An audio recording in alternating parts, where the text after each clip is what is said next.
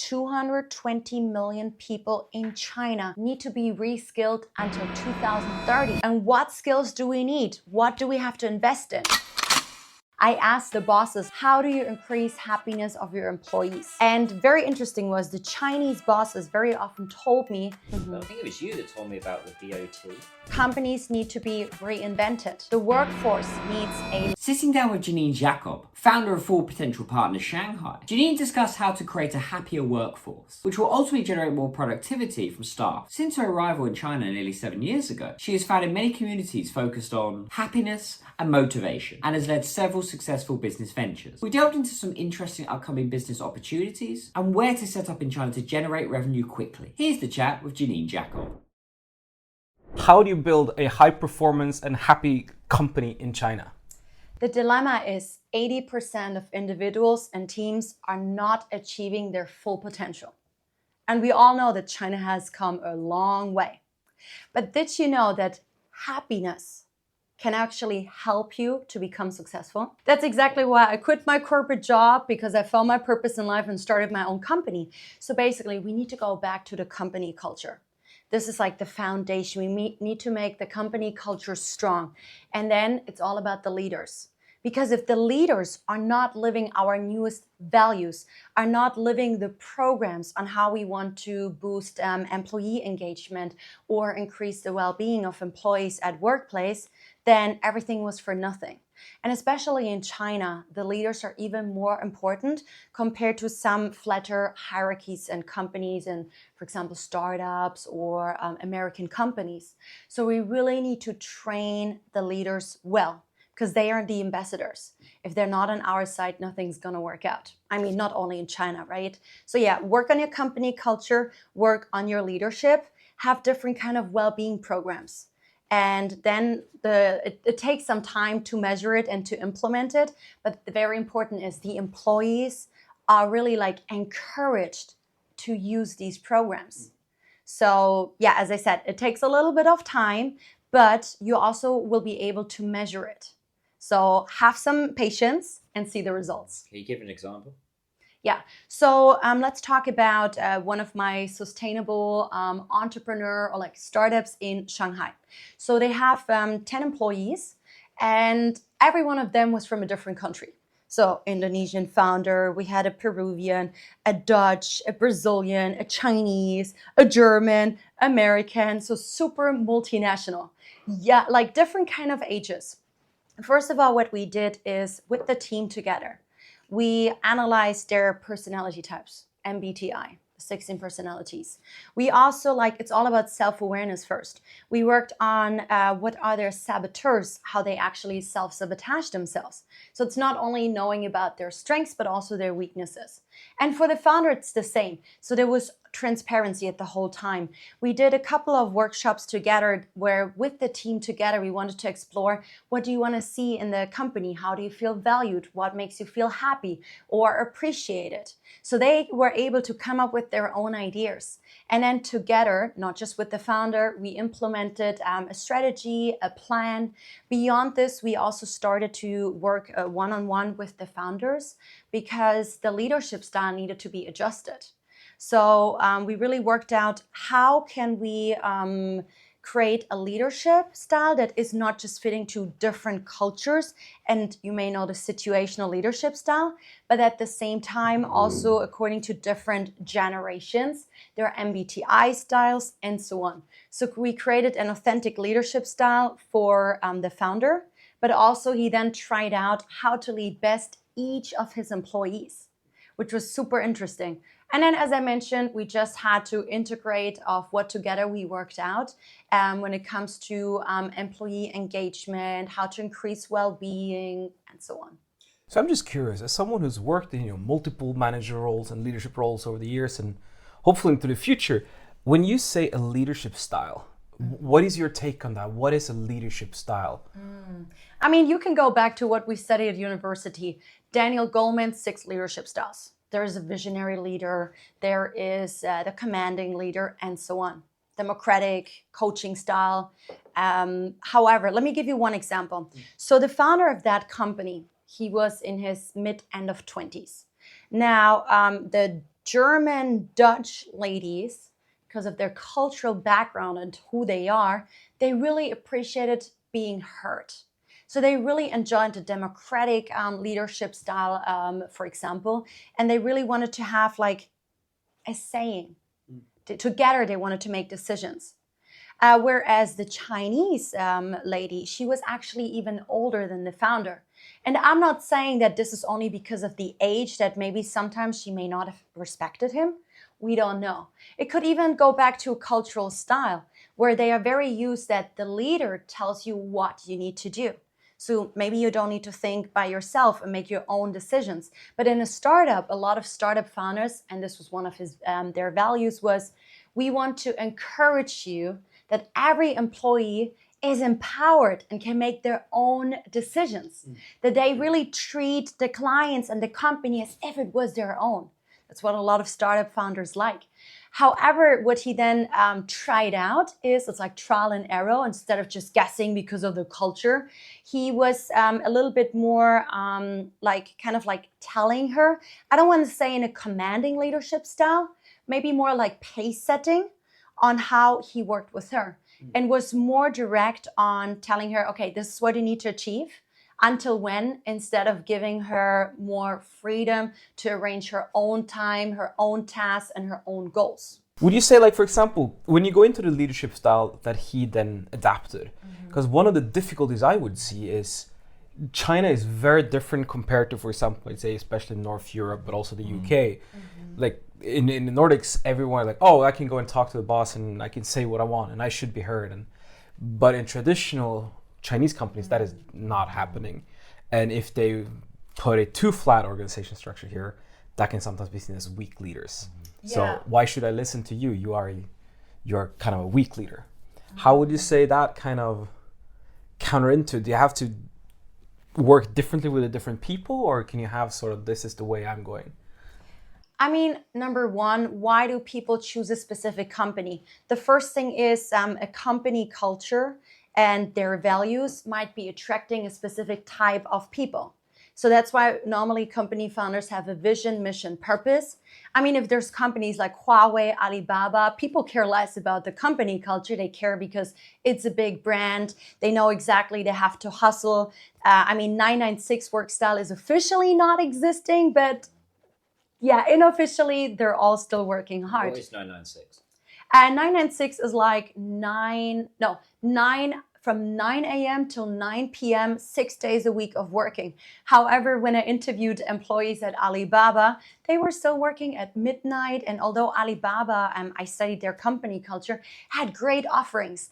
On campus, you can actually, a little bit like at Google in Silicon Valley, you have the bikes, you can go around. The campus is beautiful, and they have like a hairdresser on site. They have several different restaurants. You can play badminton. At one point, they even offered you to pay partly your travels to, for example, Thailand on vacation and so on. They offer a lot of like well-being packages and trainings. However, people would not choose Alibaba because of the company culture. Most people would choose it because it's a big brand. It looks good in the CV. They know they have to hustle. I mean, many Western people, we would choose the big consulting companies, the McKinseys and KPMGs, for example. They do this for a different purpose. Now, going back to your question, people might get attracted not just because of the leadership style, but because of the company culture, the values, vision, mission, purpose, or because of the brand. So they may not care about the leadership style. State-owned companies have a very hierarchical way of leading, as well as if you go to Japan. So you do what the boss tells you to do. You do not disagree.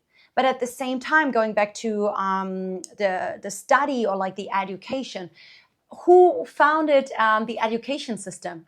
A lot of rational men, basically, if we want to say the same in Germany, right? So, but in China, like people or students are not that much encouraged to think independently. What's your idea? What's your opinion? We in the Western world are raised like this. So they're more basically trained to, it's a lot about like harmony and a balance inside the company. You don't want to disagree. You don't want to make anybody lose face because of the idea that you have, but Sometimes it's just okay to not and to do what you're being asked to do. Yeah, I think one of the big differences that I see is especially between China and the West is in the West, everyone wants their opinion heard.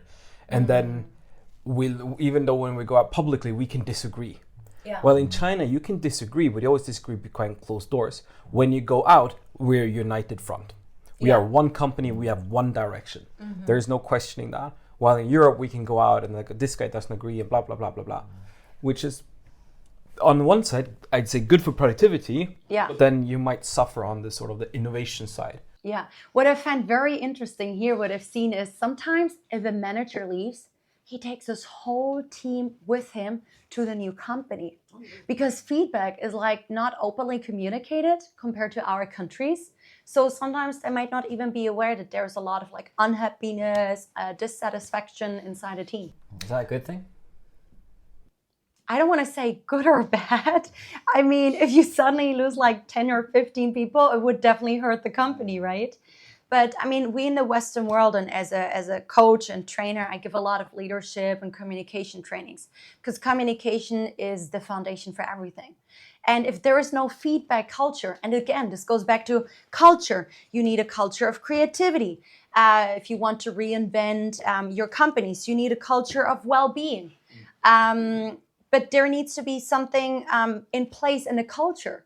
And there needs to be feedback culture. That's what we Western people think. Because if you don't get feedback, I mean, how would the bosses, the C-levels know that something is wrong inside our company if the employees are not allowed or not able to speak up? One of the things that you're talking about is a lot is feedback. And I mean, that is a huge issue, I think, in general, I've seen this problem so many times with European companies that are coming to China, is that you get exactly in the situation that you were talking about. You have this, we're gonna have a very European style, very open, but then that they're not able to facilitate and make that actually happen. And you get all this kind of closed door communication and you don't know the actual situation of people in the company. Yeah. And I've seen this in small companies and in big companies. Do you have any advice for companies who are coming here? Like, how can you avoid this, or how can you at least minimize the damage that it can potentially do? It's a very tough one.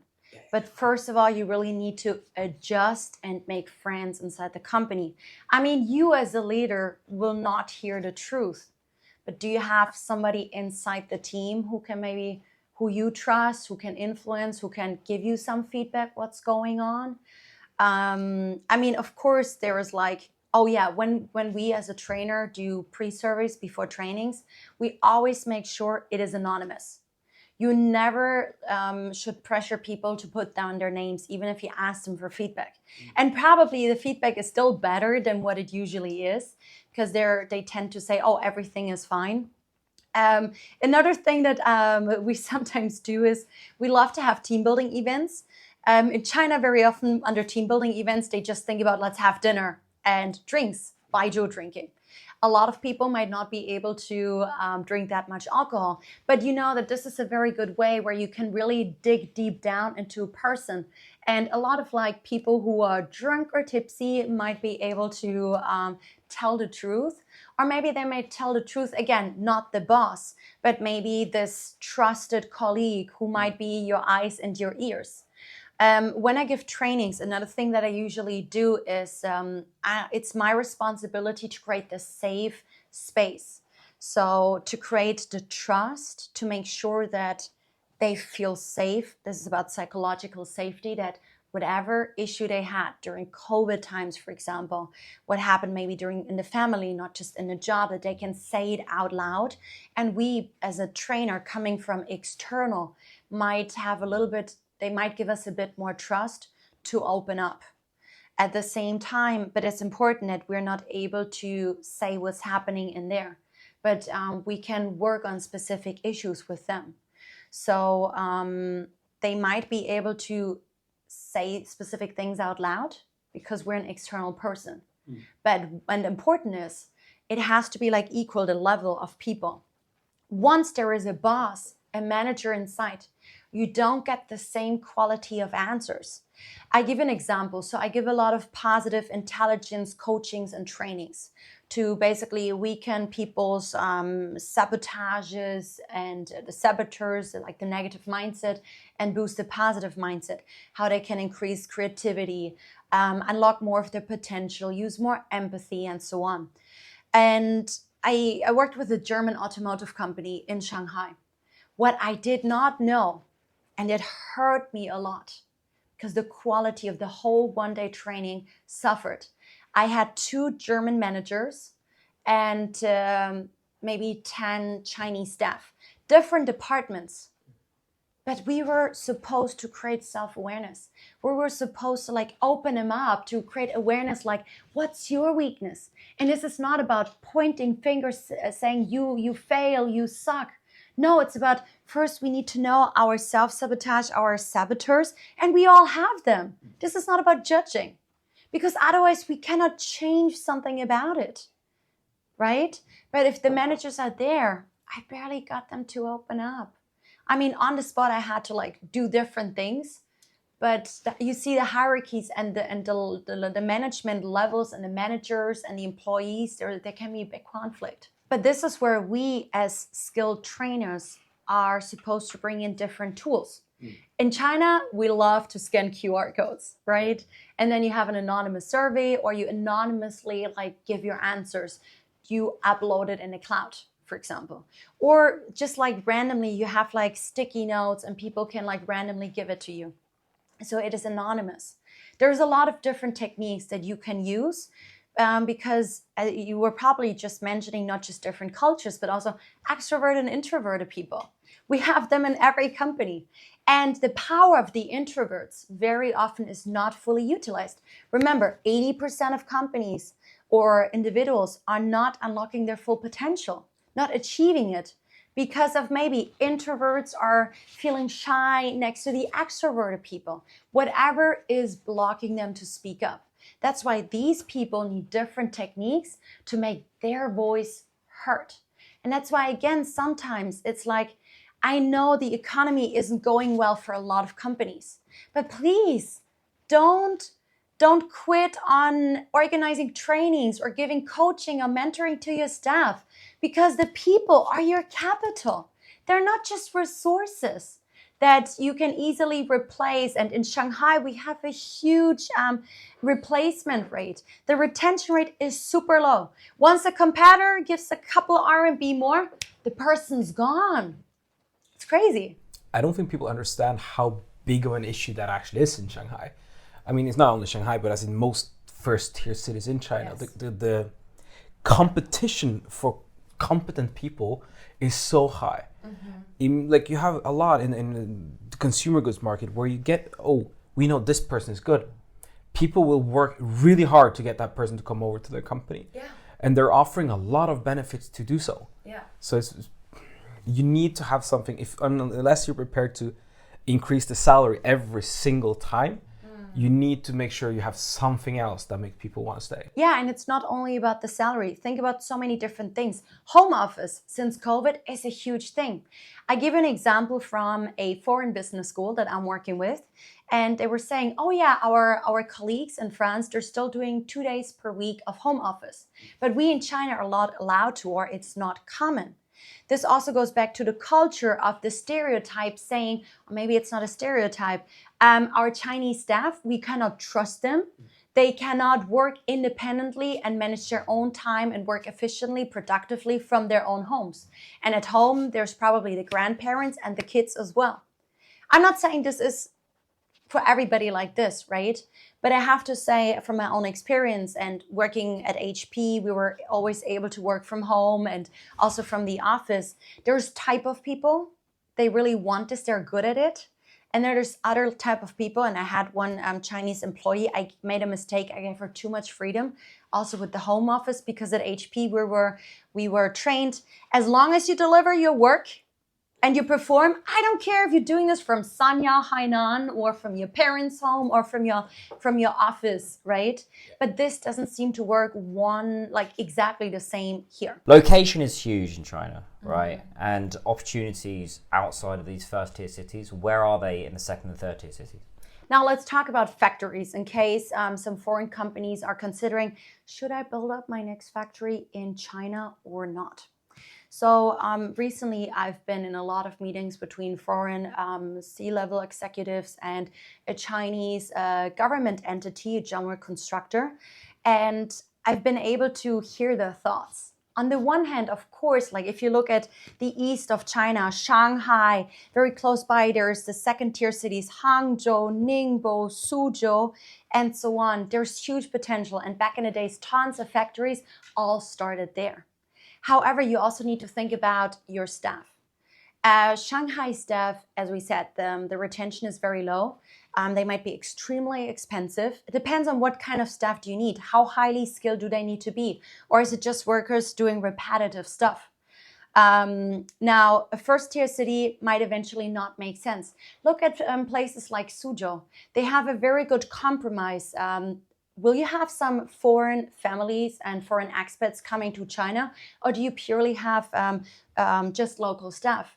So some of the foreign C-level executives were saying, well, I like a second tier city because on the one hand, I can live a little bit of like a good life because a city like Suzhou, Hangzhou has a lot to offer in international and local lifestyle. You're close to the bigger city, to airport, to nature, to good education with the German, French, British education there. But at the same time, we have good skilled workers, like in Suzhou, for example, and also great government programs. However, there's also the option, do you want to go to the countryside, explore a new field? But this depends on really like the stuff that you want. But an expat might not feel happy being like in the middle of nowhere, especially if you bring your maybe your wife or your husband and the children. So it really depends on what do you value more, what's more important for you. Because you also don't want any expats to stop their contract in the middle of when you have just moved and started to build a company there. But what you should also consider is, for example, Suzhou, this area is great, but have you considered like the Guangdong, Hong Kong, Macau, Greater Bay Area? So if I actually had to start over my company, I mean, I'm not a manufacturing company, but I would literally consider it down there, especially after COVID. It's also opened up. The life quality is great, but also like a lot of manufacturing companies have settled down in like Dongguan, Foshan, in Guangzhou. This area has like some of the biggest multinational companies, like in Guangzhou, a lot of trade. It has the sea, it has Hong Kong there, it has Macau. It's huge of potential, but you really need to see what are your different criteria, basically. So I cannot answer you, I cannot answer this question here, but consider not only the big Beijing and Shanghai first-tier cities. Shenzhen, for example, did you know that the average age of people is 28? Like, I have a feeling that, well, not just a feeling, there's also statistics. The people there are extremely hardworking. The work attitude compared to Shanghai might be different. I don't know if I want to say better. As I said, they're very young, and Shenzhen is a super young city. The cost might not be as high maybe as Shanghai, and there's people also coming, like it's a migrant city, coming from different places. I do agree with you. It's a very competitive city, right? So it's incredibly fun. You have a lot of business, you have a lot of people coming. It's just always new. Compared to Shanghai, which is more like established business. Mm-hmm. I think if you're going to have more like established business environment, established institutions, Shanghai is great. Yeah. Shenzhen, new city, everything is new, everything is great. And then exactly like you're saying, like Suzhou, for example, Suzhou, Ningbo, Hangzhou, absolutely great for starting up as well, because they are also pulling away a lot of the talent from Shanghai now. Yeah. You see an exit of young talent who are, I don't want to live this 996 work life. Mm-hmm. Even if I don't have that, I definitely have very high pressure in Shanghai. Mm-hmm. I can move to Suzhou. I have a much more affordable lifestyle. Yes. Sure, my salary might be slightly lower, but I will have a comfortable life. And that is a lot of people are moving out for there, which is great for companies because you get better people and you have a much higher retention rate. At the same time, talking about the people, I don't know if you're aware of this, but do you know what the unemployment rate of young graduates is? So the last officially published number is about 20-24% or so, but now it's not published anymore. So I'm not saying out loud what this means. You can rhyme it yourself. So because I also work with a lot of students, I love to like invest and increase the potential of the young generation. A lot of them have anxiety. They have fears. I don't get a job. I spend my time, my effort to go maybe even study abroad, have the best grades. I'm an outstanding student and it's still, I'm not able to get a job.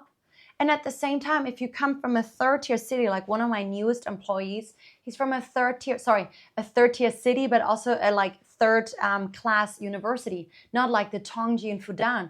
He was telling me like, Janine, if I'm not able to find a job in the next 6 months when I'm graduating, I probably must go to South Africa, go in the mining industry and commit to 5 years.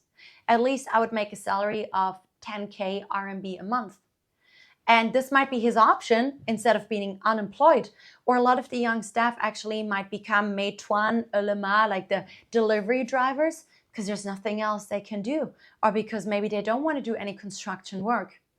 So there's a big potential for great talents because many of them are well trained. At the same time, what I also tell my students is if you want to differentiate yourself, the last thing that really like, I know you're already outstanding, you have the best grades, study abroad, blah, blah, blah. But what is still lacking for most Chinese students are the soft skills. So I really train them and teach them like soft skills, people skills. Many of them didn't have siblings. So they need to learn and they're great with their phones and social media and I want to become a KOL, right, Daniel? That's like the dream and make money from online. But they're not good in like people communication, teamwork, and emotional skills, handling emotions. So this is something that we work on where we have programs to really help them differentiate. And companies really appreciate it. Do not only look at the young people. McKinsey published a paper called Reskilling China in 2021. And they were saying that, get this number, 220 million people in China need to be reskilled until 2030. And what skills do we need? What do we have to invest in? Emotional skills? I mean, I always ask people, do you ever want to have like an AI doctor that you visit when you have some issues? And at the same time, technological skills, right? But I mean, that's kind of the whole thing when you're bringing the sort of experience economy, which is China's moving more towards, where it's service experience based. Mm-hmm. Being able to implement and create new technology and then adding human experience or emotion on top of that. Mm-hmm. So, I mean, it works well. And I mean, 220 is 15-20%. It's a lot.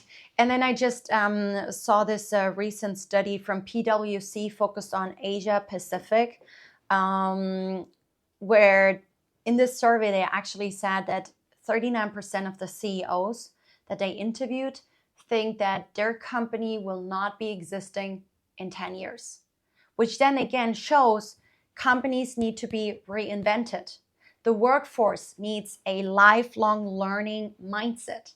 So a shift in the mindset has to happen. So this is not only about China facing this issue of reinventing.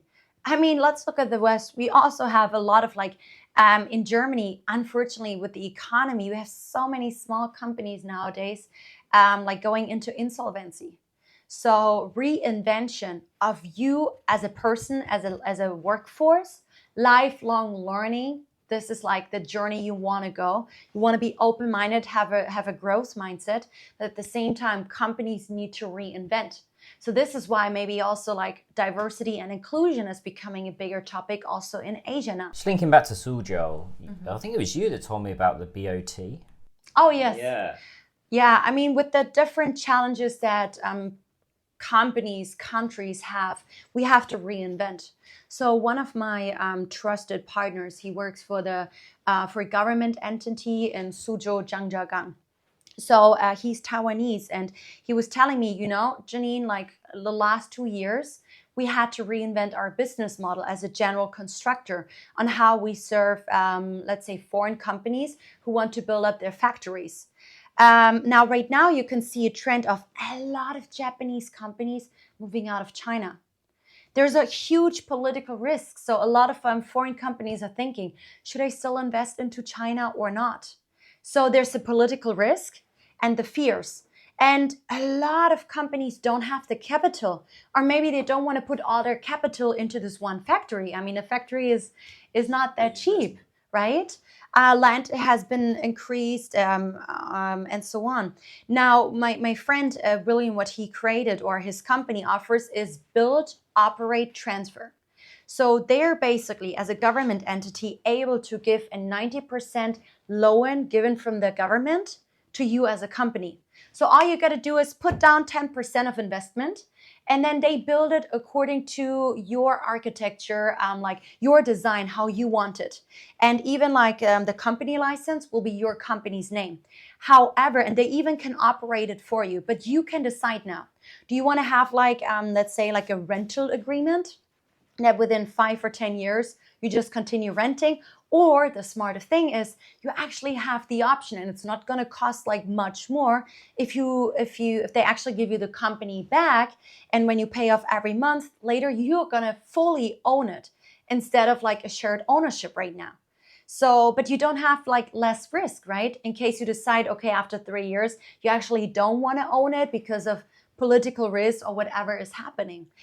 Just so I understand it clearly. So when you do this kind of setup, when you start the company, do you own it fully, or is it co-owned company until you're paying back the loan? It's basically co-owned. Okay, so it's co-owned with then the Suzhou government. Exactly. Yeah. So with this government, like the GC, the general constructor with that company. So you have a lot of flexibility.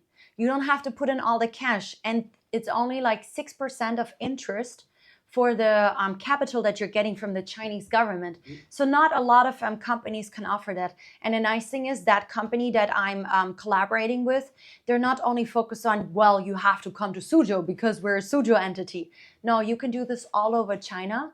Like if you decide to do it now in Guangdong, for example, or they also have partners. If now you want to do it in Thailand, or you want to have another company at the same time in Thailand, or in Indonesia or Vietnam, where a lot of companies are moving. And even Chinese companies nowadays are even moving to Vietnam and Thailand.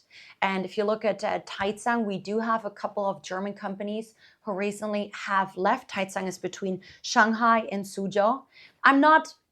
I don't want to scare you, okay? There's still huge opportunities inside China. You just have to balance and see like what works well for you. And you need to have the right local partners who can get you access to these great deals, especially like when it comes to the government. We cannot read Chinese. We don't know which government has which great offer to give you to support you, because the government in China is still very supportive. Another question that comes up a lot for companies that are coming here is, what's the difference and the disconnect between the foreign and Chinese companies? What's the difference between, how do you manage your Chinese employees versus your foreign employees, and how do you make this whole engine kind of work? So 5-6 years ago, I actually did a research here in Suzhou of SME service companies. I asked the bosses, like, how do you increase happiness of your employees? And very interesting was the Chinese bosses very often told me, I'm like family, meaning I'm like their dad, their mom. If you are a Chinese man and you want to marry a woman, you have to buy an apartment first. Some of them are even required to maybe buy a car. You have a lot of requirements before you can actually marry that amazing woman. But when you are young, and then of course you have to make some children according to society. When you are young, you might not have that much money, especially like in Shanghai. Nobody can afford that anymore, or even in a second tier city. So some of them, of the bosses of these companies, might even give private loans to these employees, which again could help them to retain the staff. Now, some foreign bosses who have come to China, they told me, when I take care of my employees here in China, I feel like I have so much more responsibility for them, even like in bigger companies. Because in China, like private life and work life is like this, intertwined. In Germany, for example, or in France, we separate private and work life. We have different social media accounts, different friends and people we hang out with, and we separate it. So the responsibilities might be different. We're probably not going to take our marriage, bank loan, money problems in the workplace and discuss it like this with the boss. Simon, key takeaways. God, I think there's a few key takeaways for me, and I think sort of the first one is having to build on happiness and building the proper culture and leadership style is so important when you come here. Because if you are just acting as a leader the same way you were doing back home, that's going to be a complete conflict. Yeah. You're going to end up with people who don't understand you, don't understand what you want, and are unhappy, and that is going to, give you high turnover, or even worse, passive people who do not want to be there. Quiet quitting. Second part is that you should look beyond the big cities for where you're going to start up. Understand your needs and your requirements, and you can look for a sea of different opportunities. I really love the examples that you gave, for example, the BOT. I think that's one for companies to really keep an eye on, and as Simon just mentioned, the River Delta area. So there's clearly some challenges in China, but also opportunities at the same time. Yeah. Where can people find you? I'm on all big Western and Chinese social media. LinkedIn, Janine Jacob. TikTok, Instagram, Facebook, Douyin, Xiaohongshu. But my website is fullpotentialpartners.net. Or if you want to check out my podcast or show Business Meets Life, you can go on thegrowthzone.global. Thank you so much for having me, guys. You're doing an amazing job. It's very impactful. Thank you so very much for being here, and we'll put all the links in the description. Thank you. So subscribe, like, and see you next time.